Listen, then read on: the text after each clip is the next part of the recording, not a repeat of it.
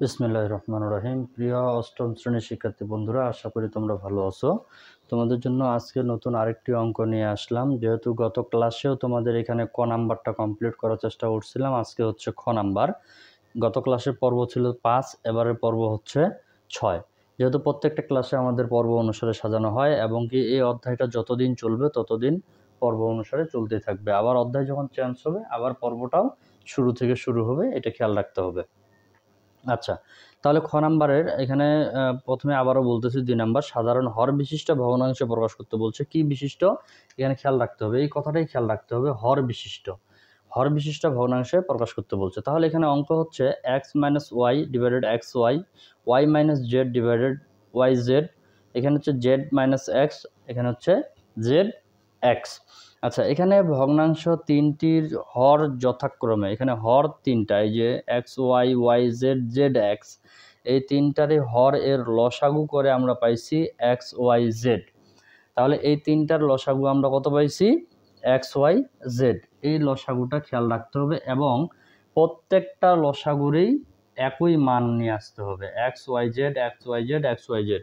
তাহলে তিনটা ভগ্নাংশ যেহেতু, সেক্ষেত্রে আমি প্রথম ভগ্নাংশ, দ্বিতীয় ভগ্নাংশ এবং তৃতীয় ভগ্নাংশ এভাবে সাজানোর চেষ্টা করছি। এই অঙ্কগুলা অনেকেই অনেক রকম করে থাকে, তবে তোমাদের যেভাবে সুবিধা হয় তোমরা দেখতে পারো। এই লেখাটার ক্ষেত্রে, শুধু এই লেখাটার ক্ষেত্রে এখানে অনেকেই প্রথম ভগ্নাংশ, দ্বিতীয় ভগ্নাংশ, তৃতীয় ভগ্নাংশ এটা দেয় না, একই মতো আবার এভাবেই প্রকাশ করে থাকে। এখানে প্রথমেই কি আছে? এক্স মাইনাস ওয়াই, নিচে হচ্ছে এক্স ওয়াই। আচ্ছা, এখানে আমি তোমাদেরকে বলছিলাম এই যে লসাগু তিনটা আছে এক্স ওয়াই জেড, এই তিনোটাই মিলাইতে হবে প্রত্যেকটাতে, X Y Z x Y Z x Y Z. এই তিনোটাকেই যদি আমরা মিলাইতে যাই তাহলে যে কাজটা করণীয় সেটা হলো যে এখানে খেয়াল রাখতে হবে, এখানে আমাদের এক্স আছে ওয়াই আছে, নাই কি? আমাদের মিলাইতে হবে এক্স ওয়াই জেড। এই এক্স ওয়াই জেড এর মধ্যে যেটা নাই ওইটাই আমাদের এখানে উভয় পাশে লব ও হরকে গুণ করে নিতে হবে। তাহলে এখানে এক্স ওয়াই আছে, আমাদের জেড নাই, যার কারণে উভয় পাশে লব ও হরকে জেড দ্বারাই গুণ করে নিলাম। তাহলে এই যে জেডটা সামনে গুণ অবস্থায় থাকে গেল, এক্স মাইনাস ওয়াই এখানে থাকে গেল, আর নিচে হচ্ছে এক্স ওয়াই জেড পর্যায়ক্রমে আমরা সাজায় নিয়ে নিলাম। আচ্ছা, এটা গেল প্রথম ভগ্নাংশ। তারপরে এখানে কি আছে? দ্বিতীয় ভগ্নাংশ। দ্বিতীয় ভগ্নাংশ আমাদের কি আছে? ওয়াই মাইনাস জেড, নিচে হচ্ছে ওয়াই জেড। তাহলে এখানে আমাদের এখন খুঁজতে হবে এক্স ওয়াই জেড মিলাইতে গেলে এখানে ওয়াই জেড আছে, নাই হচ্ছে এক্স। তাহলে উভয় পাশে লব ও হরের সাথে এক্সকে আমরা কি করে নিব? গুণ করে নিব। তাহলে এক্স ওয়াই জেড, এটাও দ্বিতীয় ভগ্নাংশ এখান থেকে ক্লিয়ার।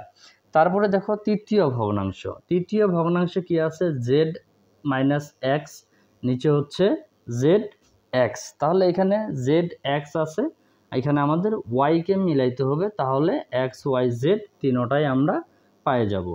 তাহলে z minus x into y, এখানেও গুণ নিব ওয়াই। আচ্ছা, তাহলে ওয়াইটাকে সামনে গুণ অবস্থায় রাখে দিয়ে জেড মাইনাস এক্স এখানে বসাই দিলাম, আর এখানে পর্যায়ক্রমে সাজায় নিলাম এক্স ওয়াই জেড।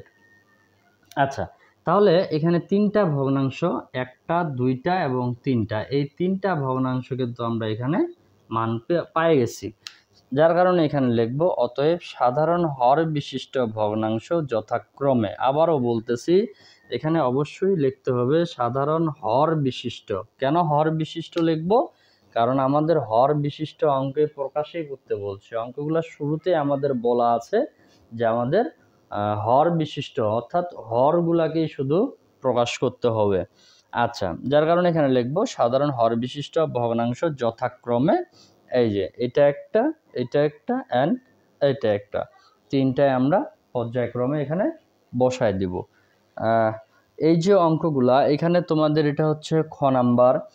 গ নাম্বারের যে অঙ্কটা আছে একদম একই, শুধু পার্থক্য হচ্ছে এখানে এক্স ওয়াইটা নিচে, ওখানে এক্স মাইনাস ওয়াইটা উপরে, ওইটা শুধু নিচে আসবে, এটা শুধু উপরে যাবে, অন্য কোনো পার্থক্য না।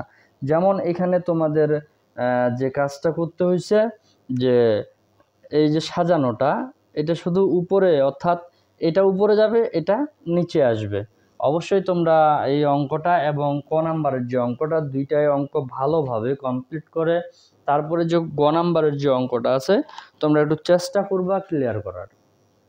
তারপরেও যদি তোমাদের কোনো সমস্যা থাকে অবশ্যই এর পরের যে পর্বটি, এই পরের পর্বটিতে ওই অঙ্কটাই থাকবে। তো তারপরেও তোমাদেরকে একটু চেষ্টা করতে হবে, অবশ্যই চেষ্টা করতে হবে, চেষ্টার কোনো বিকল্প নাই। চেষ্টা করে তোমাদের যদি একবারে অঙ্কটা কমপ্লিট করে নিতে পারো এটা তোমাদের খেয়াল থাকবে আজীবন। আর যদি বারবার দেখে কমপ্লিট করো এটা অতটা হয়তো বা খেয়াল থাকবে না। তবে নিজের চেষ্টাটাকে আগে প্রাধান্য দাও। আমি তোমাদের দুইটা অঙ্ক কমপ্লিট করাইছি তো, একেবারেই যে এমনটা না যে আমি তোমাদের একটা অঙ্ক দিয়ে দিলাম, দিয়ে আজকে ক্লাস থেকে ছুটি নিয়ে নিলাম যে ঠিক আছে এই অঙ্কটা তোমরা আগামী ক্লাসে চেষ্টা করবে কমপ্লিট করার। হাই হতাশের কিছু নাই এখানে।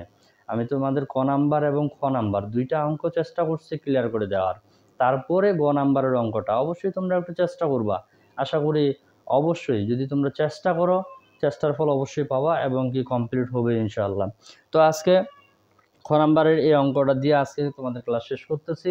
অবশ্যই আমার জন্য দোয়া করবা এবং তোমাদের সকলের সুস্বাস্থ্য কামনা করে আজকের ক্লাসটি এখানে শেষ করতেছি। সকলকে ধন্যবাদ।